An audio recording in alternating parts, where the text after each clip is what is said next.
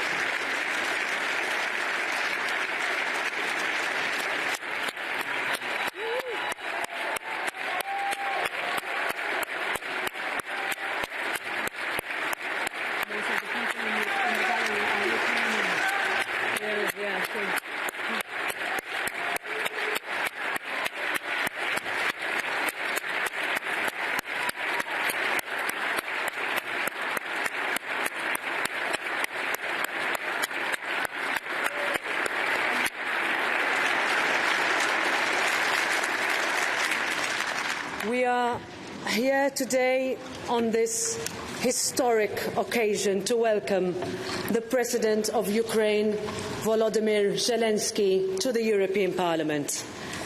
This is an extraordinary moment in extraordinary times.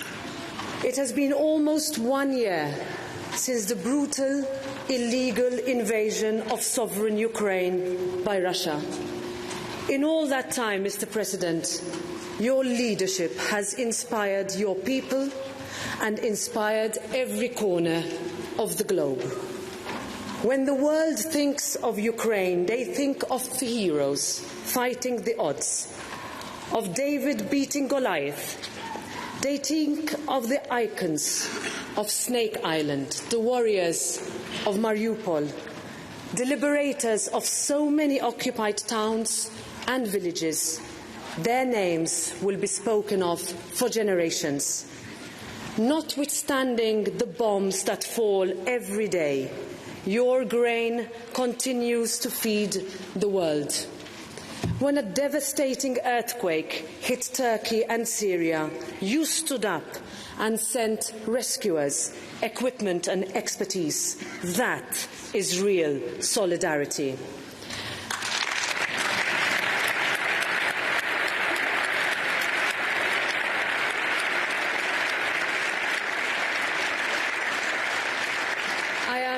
I am proud to say that this House of European democracy, its members, our European Union, has always stood with you. We understand that you are fighting not only for your values, but for ours, for those ideals that bind us as sisters and brothers.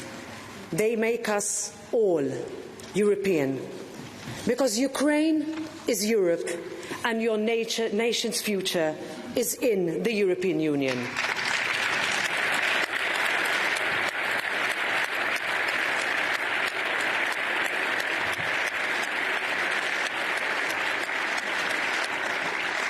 We know the sacrifice that your people have endured for Europe, and we must honour it not only with words, but with action, with the political will to ensure easier trade and with the fastest possible accession process, with funds for your people, with help in reconstruction, with training for your troops, with military equipment and defence systems you need to win. And now states must consider quickly, as a next step, providing long-range systems and the jets that you need to protect the liberty too many have taken for granted.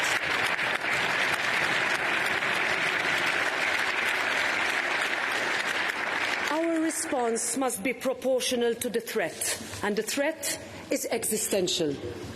I grew up hearing my grandparents' stories of my country's last 3 fighter planes, when all seemed lost, when they had no ammunition, no food and no hope.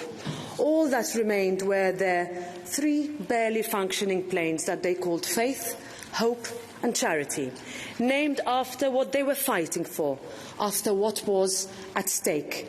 The planes meant one more day of liberty, just long enough for help to arrive. They meant peace. You do not need to convince anyone here of how essential it is to support Ukraine, to back all those giving their lives, to support the values we preach with concrete measures, to ensure victory, real peace based on your 10-point plan, accountability for those who committed war crimes, and for the protection of freedom for all Ukrainians.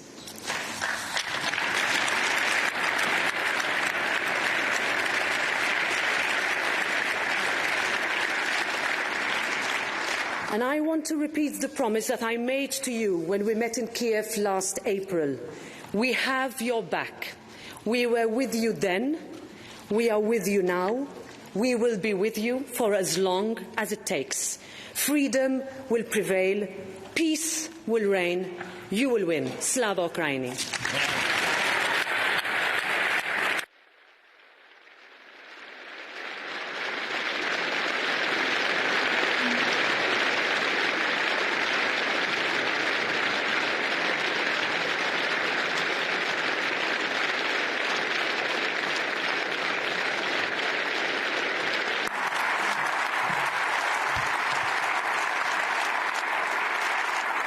Thank you.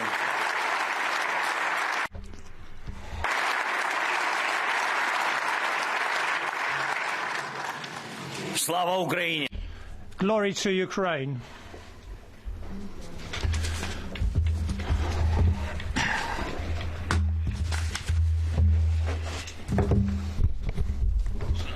Dear Mrs. President, dear Roberta, I thank you for these powerful words, and I thank you for your personal attention, very important attention to Ukraine. Thank you for your principled and energetic approach, two qualities that we see unchanged during this struggle for Europe. And the combination of those is a precondition for progress. Europe is lucky that in this plenary hall, in the biggest parliament of Europe, in the European Parliament, a principled approach and energized approach have an absolute majority, enjoy an absolute majority. I thank you.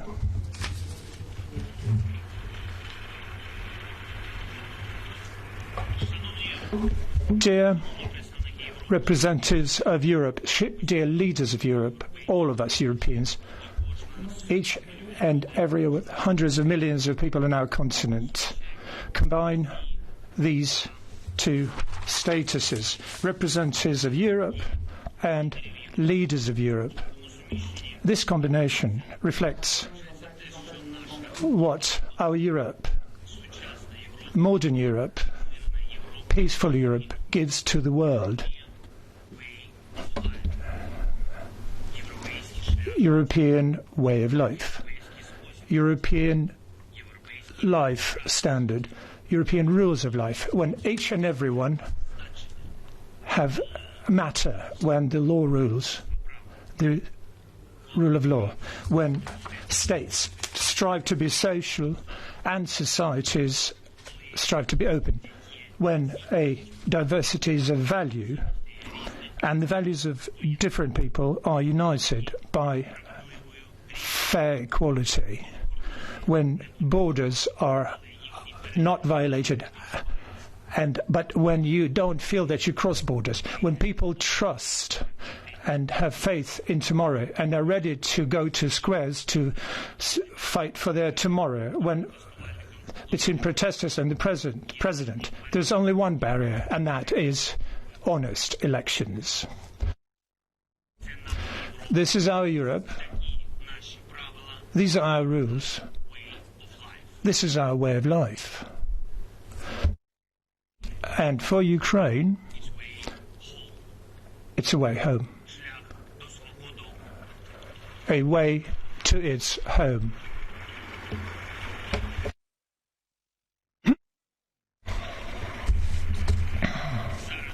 Now, I am here in order to defend our people's way home.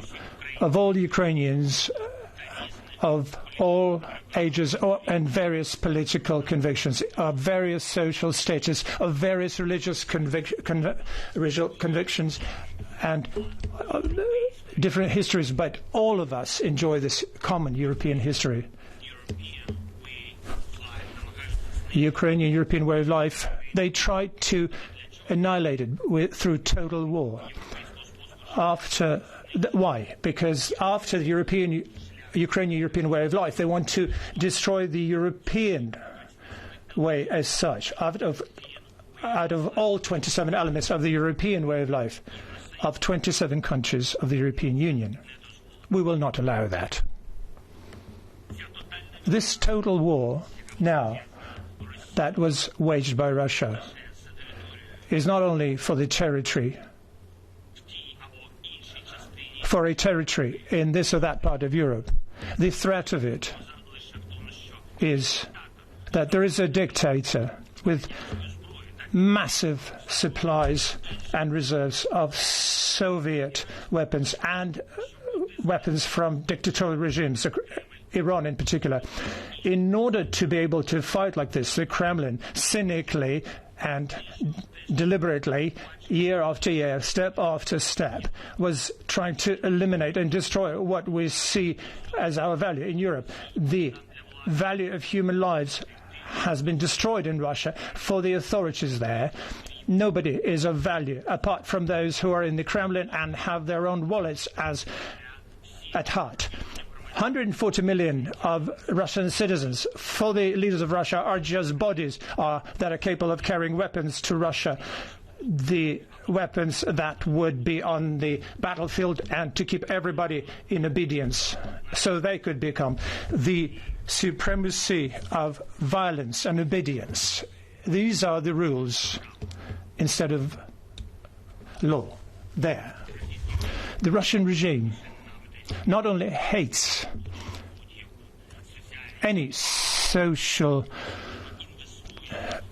justice and diversity, they invest in xenophobia and are trying to make it part of normality on our continent and trying to make the inhumane realities of the 30s and the 40s, the 20th century, a reality of today.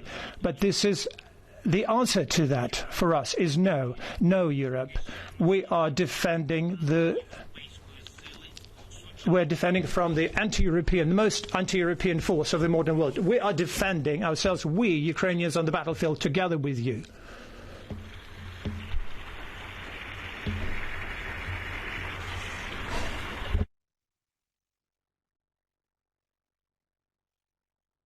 And I thank you that we're defending it together, and we must defend ourselves. And it's important not only for the states of Europe, not only for the communities and societies in Europe, no matter who we are and what we are. We always fight against disrespect and neglect. Wherever we live, we always put our faith in integrity for whatever we dream for our children and grandchildren. And the precondition for these dreams is peace and security.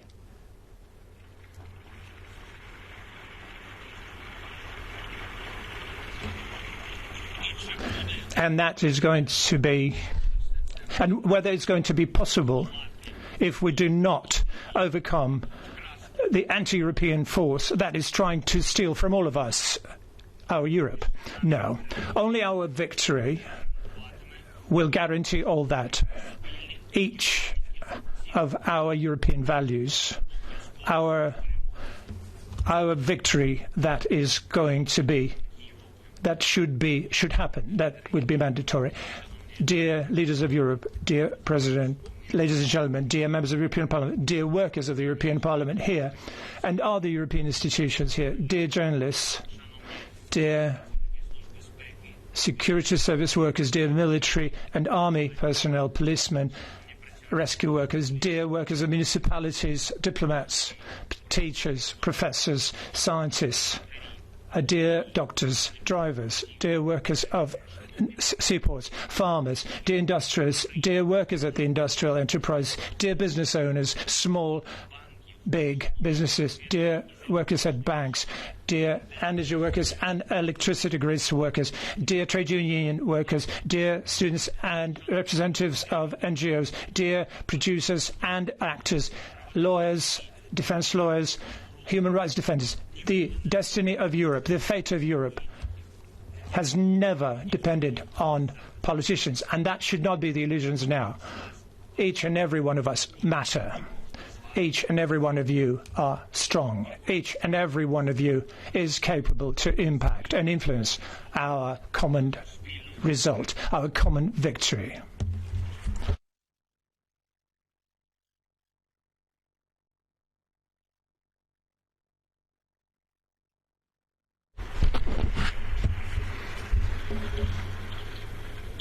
And these applause are not directed to me and at me. These applause is actually, for these applause, I'd like to thank all of you in Europe, in hundreds of towns and villages, who supported Ukraine in this historic battle. Thank you.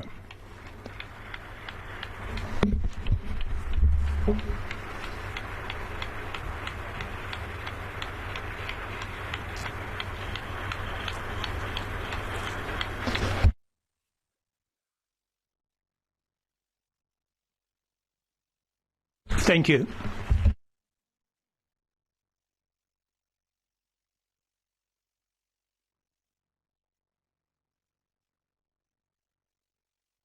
I would like to thank you, to all of you, who has been helping our people, our ordinary citizens, our resettled people here, who called on their leaders to increase and enhance their support, to protect our ordinary people. Those who were on the squares, who were raising questions, who was spreading truth about the Russian aggression, who was not tempted to consume the Russian disinformation, and who is standing by us in our fight for life, for Europe. I thank you.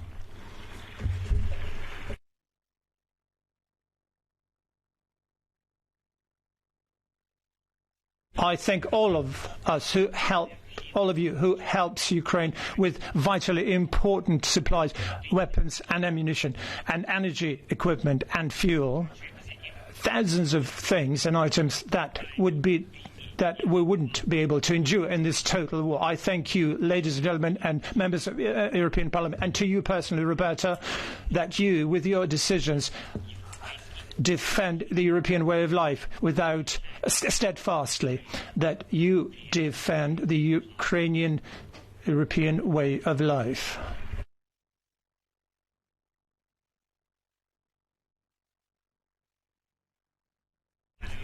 You approve courageous decisions, and you strengthen the European ambition to be a home for justice and freedom. And I recall the first day of large-scale invasion, when the Russian ambition to break this and the entire Europe was still adamant, and was still when the Russian aggression was beginning to break their tooth against fighting our defence. On this sixth day of the large-scale invasion, the European Parliament approved the resolution not simply to support our state, but to approve the status of the candidate for the European Union membership for our country. That was the vision that motivated us to be strong and to stay the course. Thank you.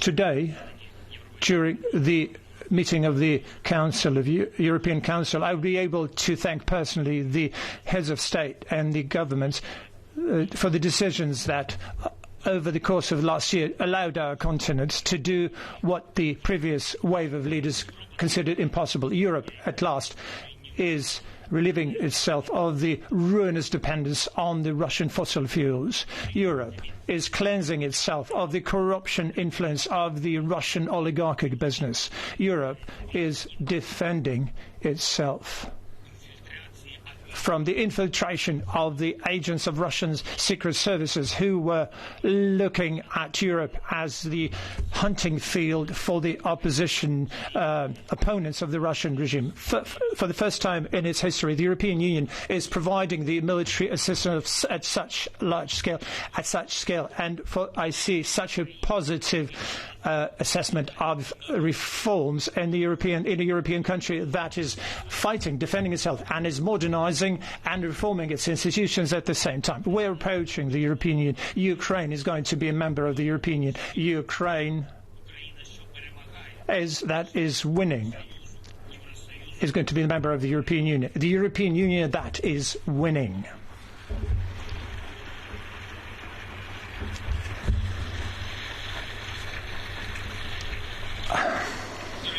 Dear friends, perhaps some of you didn't feel earlier the power of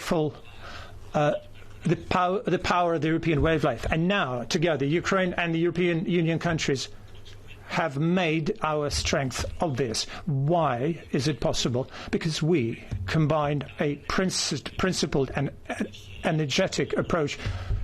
We all are equal. We're all equal in representing Europe and integrity. We know that everybody is a leader of Europe in their lives, in their specific lives. We're not going back in front of the enemy. We are defending ourselves. We're not losing time. We're changing ourselves. And we are changing things. Europe will always be and remain Europe as long as we're together, as long as we take care of our Europe, as we take care of the European way of life. I thank all of you. I invite all of you to Ukraine. Glory to all Ukrainians and who fight, and glory to Ukraine.